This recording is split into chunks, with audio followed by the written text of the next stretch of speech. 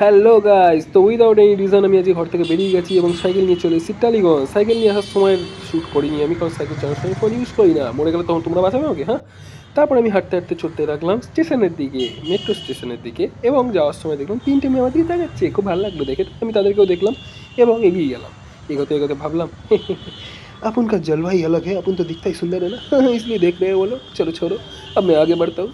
তো যাওয়ার সময় দেখলাম স্টেশনে ঢুকবো, তখন দেখি একটা ভালো মেয়ে যাচ্ছে, একদম টুকুস করে তাকানো, তাকে দেখে লজ্জা পজ্জা পেয়ে গেলাম আমি একটু হালকা করে। তারপর আর ওর দিকে না তাকিয়ে আমি এগিয়ে গেলাম স্টেশনের দিকে। স্টেশনে গিয়ে আমি টিকিট কাটলাম, সেটা তোমাদের দেখালাম না, কারণ আমার কোনো খেদে কাজে নাকি টিকিট কাটাও দেখাও তোমাকে। হ্যাঁ, তারপরে আমি দেখলাম দেখলাম এমন একটা জিনিস যেটা শুনলে তোমরা শক হয়ে যাবে। আমি দেখলাম মেট্রোতে আমি দু মাস কি মেট্রো চললাম না ভাই, মেট্রোর সিস্টেমই আলাদা করে দিয়েছে ভাই। मेट्रो टिकट कॉइन থেকে কাগজ হয়ে গেছে ভাই। देश बदल रहा है, उन्नति नहीं कर रहा है, अवनति कर रहा है, क्या बोलूँ मैं। তারপর ওই কাগজের টোকেনটা দেখলাম, খুব কষ্ট হলো দেখে। কাগজটা নিয়ে কী করবো তখন বুঝতেই পারছিলাম না আমি, কোথায় ঢোকাবো, কী করবো, কিছুই ঠেকাবো কিছুই বুঝতে পারছি না। তারপর দেখলাম ওখানে ক্যামেরা লাগিয়েছে, স্ক্যান ফ্যান হচ্ছিলো, তারপর খুলে গেল দরজা। তারপর দেখলাম ট্রেনের জন্য অপেক্ষা করতে করতে দেখলাম ট্রেন চলে আসে হু হু হু হু হু হু করে। তারপর ট্রেনে আমি বলে একদম রেডি হলাম এবং ট্রেন এলো। যখন আমি কুক করে উঠে গেলাম ট্রেনের ভেতরে, ট্রেনে গিয়ে আমি চুতিয়াপ্পা করে শুরু করে দিলাম। নিজেকে দেখছি, দুনিয়াকে দেখছি না, নিজেকে দেখছি। আরে দেখ দেখ নিজেকে দেখ, ওরে ভাই একটা দেখি বাচ্চা আমাদের কিরম ভাই দেখাচ্ছে, ভাবলো যে আমাকে চুতিয়া, কিন্তু আমার তাতে বাল ছেড়ে গেছে, আমি যা করবো আমার ইচ্ছা। তারপর ভাবলাম তোমাদেরকে একটু প্রকৃতি দেখাই, বাইরের প্রকৃতি দেখাচ্ছি, কিন্তু এই এক সেকেন্ড, তোমরা বাইরের প্রকৃতি কী করো, আমাকে দেখো না, ছাড়ো প্রকৃতিই দেখো। দূর তারিখে এখানে দেখার জিনিস আমি, আমাকে দেখো, প্রকৃতি থেকে কী উদ্ধার করবে তোমরা। তারপর আমি স্বর্গে যাওয়ার সিঁড়িতে উঠে গেলাম, সবাই দেখি তাড়াতাড়ি এগিয়ে যাচ্ছে নরকে যাওয়ার জন্য, কিন্তু আমি আগে আগে গেলাম না, কারণ জলদি কা কাম শয়তান কা হোতা হ্যায়। একজন দেখি আমার ধাক্কা মেরে চলে গেল নরকের দিকে, কিন্তু আমার কোনো যায় আসে না, আমি আস্তে ধীরে যাওয়া ভাই, কোনো তাড়া নেই আমার নরকে যাওয়ার। তারপর দেখলাম যে স্বর্গে যেতে প্রচুর সময় লাগছে, তাই আমি ভাবলাম ধূর তেরিকি, স্বর্গে গিয়ে উদ্ধার করবো একা একা। তাই আমি এগিয়ে গেলাম নরকের দিকে। এবার ঠিক আছে, নইলে বোর হয়ে যাবো না স্বর্গে গিয়ে একা একা, নরকেই যাই, সব এতজন যাচ্ছে যখন। তারপর আমি হাসতে ধীরে নরকের দুয়ারে পৌঁছে গেলাম, দুয়ারে সরকারের মতো। তারপর আমি দেখলাম যে বাইরে সূর্যদেব সবাইকে রোস্ট করছে, দেখে আমার গাটটা হালকা করে ফেটে গেল। তো আমি সাহস করে এগিয়ে গেলাম নরকের দরজার দিকে এবং দেখলাম যে সূর্যদেব সবাইকে ফ্রাই করছে, এবং আমিও সেই ফ্রাই হওয়ার জন্য এগিয়ে গেলাম। সূর্যকে বললাম তুমি আমার কিছু করতে পারবে না, কিচ্ছু ছিঁড়তে পারবে না। কিন্তু সূর্যদেব এরা সিরিয়াসলি নিয়ে আমাকে এত গরম করে দিল যে আমি দুনিয়ার সবচেয়ে হট ব্যক্তি হয়ে গেলাম। তাও আমি কোনাকাঞ্চি দিয়ে রোদ থেকে লুকিয়ে চুরিয়ে কিছুবার বেরোলাম, দেখলাম একজন বুর্খা পরে একজন ডাকাত দাঁড়িয়ে রয়েছে, তাকে আমি ইগনোর করে সাইড দিয়ে বেরিয়ে গেলাম এবং এগোতে লাগলাম। এর মাঝখানে রোদ আমাকে এমন সান স্ল্যাপ মারছিল যে আমি আর কি বলবো, আমার গালটা হয়ে যাচ্ছিল কালো। ফর্সা আমি কোনোদিনই ছিলাম না, তাও আমাকে এত কালো বানাচ্ছিল সূর্যদেব যে আমি আর কি বলবো। তা সত্ত্বেও আমি সূর্যের চোখে চোখ রেখে এগিয়ে গেলাম উদ্দেশ্যহীন আমার গন্তব্যে। এগোতে এগোতে দেখলাম এক কাকু মুড়ির সঙ্গে বারুদ মিশিয়ে বিক্রি করছে। তাকে আমি বললাম এরমভাবে মুড়ির সঙ্গে বারুদ মিশিয়ে তুমি কেন মানুষকে বোমে তৈরি করছো? সে বললো তুমি ভাগো এখান থেকে, নইলে তোমার পোঁদে লাথি মেরে বার করে দেবো। মানুষ হওয়ার কারণে আর আত্মসম্মান বোধ থাকার কারণে আমি সেখান থেকে হালকা করে সরে পড়লাম। এরপর কিছুটা এগোতেই দেখলাম দামে কম মানে ভালো কাকুলি ফার্নিচার দিয়ে তৈরি হচ্ছে বিছানা। এমনিতেও বিয়ের সিজন চলছে, এরকম অনেক কাকুলি ফার্নিচার দিয়ে তৈরি বিছানা বাঙালিরা ভেঙে দিয়ে প্রমাণ করে দেবে যে তাদের জন্য এই কাঠের বিছানায় চলবে না, তাদের চাই আয়রনম্যানের তৈরি ন্যানোটেকের বিছানা, যাতে ভেঙে গেলে সেটা আবার করে দেওয়া যায়। এরপর আমি কিছুটা এগোতেই দেখলাম লালবাজার থানা আমার সামনে পড়ে গেছে। তাই আমি ভাবলাম লালবাজার থানায় মামাদের কাছে গিয়ে একটা রিপোর্ট লিখেই আসি। এবার তোমরা জিজ্ঞেস করবে কিসের রিপোর্ট। আসলে ব্যাপারটা হলো গিয়ে, বিগত 21 বছর ধরে আমি আমার গার্লফ্রেন্ডকে খুঁজে পাচ্ছি না, তাই একটা রিপোর্ট লিখবো বলে ভাবলাম। তাই আমি যাচ্ছি হালকা করে মামাদের কাছে গিয়ে একটা রিপোর্ট লেখাবো বলে। তাই আমি হালকা করে চলে গেলাম মামাদের কাছে রিপোর্ট এর আর্জি নিয়ে। মামাদেরকে গিয়ে বলবো যে মামা আমি বিগত 21 বছর ধরে আমার গার্লফ্রেন্ডকে খুঁজে পাচ্ছি না, আর আমার বয়স হয়ে গেছে 24, করতে হবে তো বিয়ে, তাই চাই আমার গার্লফ্রেন্ড। তুমি কিছুভাবে আমার গার্লফ্রেন্ডকে খুঁজে দাও, দয়া করো মামা। তাই আমি ছুটতে ছুটতে গেলাম মামাদের কাছে। এরপর মামাদের কাছে যেতেই আমি যখনই এই কথাটা বললাম, মামারা বন্দুক দেখিয়ে বললো এক্ষুনি এখান থেকে চলে যা, নইলে তোর খোপড়ি খুলে আমি ফুটবল বানাবো।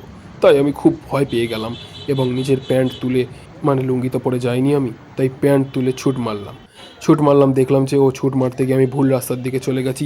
তাই আমি আবার মামার সামনে দিয়ে চোখে চোখ রেখে দিয়ে বললাম তোমাদেরকে আমি ভয় পাই না, আসলে আমি রাস্তা ভুল করেছি, তাই আমি তোমাদের সামনে দিয়েই যেতে হচ্ছে, কারণ রাস্তাটা আমার ওই দিকেই পড়ে, আমাকে ওই দিকেই যেতে হবে। তাই টাটা বাই বাই, আমি চললাম তোমাদের সামনে দিয়ে। তোমাদের ভয় পাই না, বন্দুক দেখে তুমি আমার মুখ বন্ধ করতে পারবে না, হাই। তারপর আমি দেখলাম সেই দোকানদারকে যে বলে জুস পিলা দো, মৌসম্বি কা জুস পিলা দো, মুড অফ এ মেরা। ওনার সঙ্গে দেখা হয়ে ভালো লাগলো, দেখলাম আমার সঙ্গে খুব ফ্র্যাঙ্কলি। তারপর আমি দেখলাম অনেকগুলো ঘড়ির দোকান, সুন্দর সুন্দর বড় বড় ঘড়ি। এবং ঘড়ি দেখে আমি ভাবলাম ঘড়ি দেখে লাভ কি, আমার সময় তো এমনিই খারাপ চলছে। তাও দেখলাম এক গাদা ঘড়ির দোকান, পর পর ঘড়ি ঘড়ি ঘড়ি। অসংখ্য ঘড়ি দেখে নিজের সময় খারাপ করে এবং মুড অফ করে আমি চললাম এগিয়ে, এবং সূর্যকে বললাম যে তুমি আমার মুখের ওপর পড়লে এখন আমাকেও দেখতে লাগবে শাহরুখ খানের মতো। সানশাইন করছি আমি। দীর্ঘ সময় ধরে চলতে চলতে আমি দেখলাম যে আমি হুট করে চলে এসেছি হাওড়া ব্রিজের সামনে, এবং দেখলাম হাওড়া ব্রিজ আমাকে উকি মারছে দূর থেকে। কি করে যে হাওড়া ব্রিজে পৌঁছে গেলাম আমি নিজেও বুঝতে পারলাম না, তাই শক হয়ে গেলাম। তারপর দু ফোঁটা জল খেয়ে নিজেকে ভরসা জাগিয়ে বললাম, যদি তোমার পথ চেয়ে কেউ বসে না থাকে তাহলে একলা চলো। আমি সবার মতো একই জিনিস কপি করব না, আমি নিজের মতো বলবো। পথ চলতে চলতে দেখলাম আমার জীবনের সবচেয়ে প্রিয় বন্ধুর সঙ্গে দেখা, বাঁশ। যারা এতটাই লয়াল যে প্রত্যেক বছর আমার পিছনে ঢুকতে চলে আসে, কোনো রকম ছাড়াছাড়ির সিন নেই। একমাত্র আমার গার্লফ্রেন্ড মানে এক্সই আমাকে ছেড়ে যেতে পেরেছে, কিন্তু এরা আমাকে জীবনে ছেড়ে যেতে পারেনি, কারণ এরা খুবই লয়াল। তারপর রাস্তায় আমার দুই বন্ধুর সঙ্গে দেখা, শুভ আর শুভদীপ। শুভদীপ আমাকে দেখেই কাঁদতে লাগলো, বলল ভাই 25-26 বছর বয়স হয়ে গেছে, তাও একটা গার্লফ্রেন্ড হয়নি, কোনো মেয়ে ভাও দেয় না ভাই, কি করে বিয়ে হবে। আমি ভাইয়ের মাথায় হাত বুলিয়ে সান্ত্বনা দিয়ে বললাম, ভাই কাঁদিস না, কাঁদিস না ভাই, কাঁদিস না। তোরও গার্লফ্রেন্ড হবে, তোরও বউ হবে, তোর বউও তোকে আদর করবে, কাঁদিস না। পাঠা কোথাকার, বেকার বেকার কাঁদে। এই বলে একটু এগোতেই দেখলাম আমার মোটা ভাই তীর্থর সঙ্গে দেখা। ভাই মনের সুখে পাতা চিবোচ্ছে, তাই ভাইকে আর কিছু না বলে ভাইয়ের পাশ কাটিয়ে চলে গেলাম। এদের দুঃখ দেখে কষ্ট হলো, কিন্তু মুখে হাসি রেখে এগোতে হবে তাই এগিয়ে গেলাম। এগোতে এগোতে চলে এলাম ভূতনাথ মন্দিরের সামনে, এবং এসে বাবার সঙ্গে দেখা করতে গেলাম। মাঝখানে লালু ভাই চলে এলো, লালু ভাইকে পাশ কাটিয়ে চলে গেলাম আমি ভূতনাথ মন্দিরে। ভূতনাথ মন্দিরে বাবার কাছে গিয়ে কিছু নালিশ করলাম, কিছু আবদার করলাম, কিছু কান্নাকাটি করলাম, কিছু সুখ দুঃখের সমস্ত গল্প করে আমি হালকা করে এগিয়ে গেলাম গঙ্গার ঘাটের দিকে। গঙ্গার ঘাটের দিকে গিয়ে তোমাদেরকে একটু প্রকৃতি দেখাও বলে চারদিকে ক্যামেরা ঘোরাতে লাগলাম।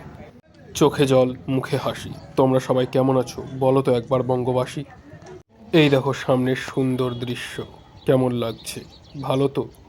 হ্যাঁ, দৃশ্যই ভালো লাগবে তো, আমাকে কেন ভালো লাগবে। সামনের ওই মন্দিরটা দেখেছো? ওখানেও যাওয়া যায় লঞ্চে করে। আমি এর আগে গেছি, এখন আর যাব না। এরপরে দেখলাম কিছু বাচ্চা কাচ্চারা বদমাশি করছে।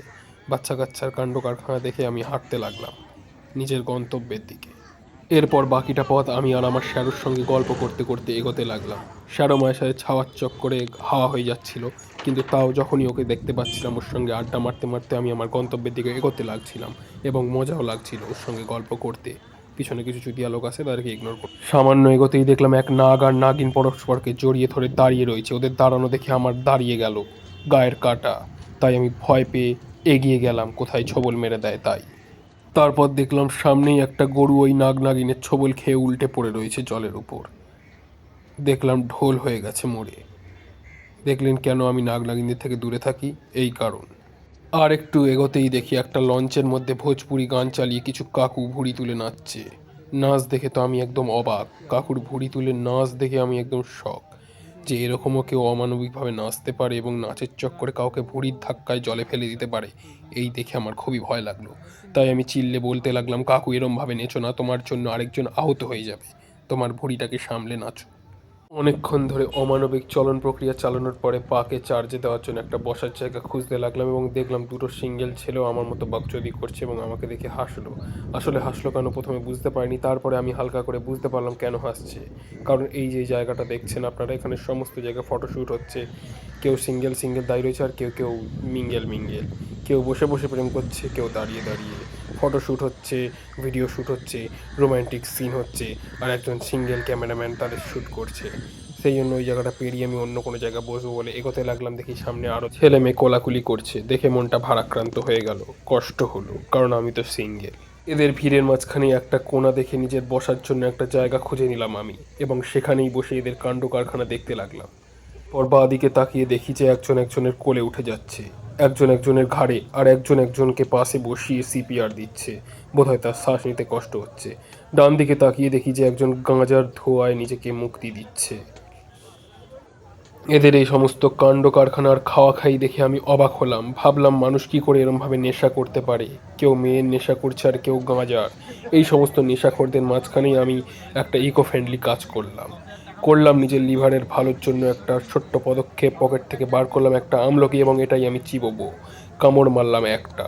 এই কামড় মারার পরে আমার মুখের যে অবস্থাটা হয়েছিল সেটা আমি আর দেখাতে চাইছিলাম না, কিন্তু দেখুন, এটা খাওয়ার পরে আমার মুখের টেস্টের মাকা ভরসা ডেন্টিস্টকা সোজা হয়ে গেছিলো, কান্না পাচ্ছিল, কিন্তু তাও চিবলাম, কারণ আমি এদের মতো লিভার খারাপ করছি না বা ফুসফুস খারাপ করছি না। আমি আমার লিভারকে ভালো রাখার জন্য আমলকি সেবন করছিলাম। এরপরে দেখলাম কয়েকটা লোক সাঁতার কাটছে, কয়েকটা লোক প্রেম করছে, এটা দেখার নয়, করিয়ে ফেলি। এদিকে দেখি গাঁজা টানছে, তাই এটাও দেখার নয়, সামনেই তাকাও তোমরা সবাই।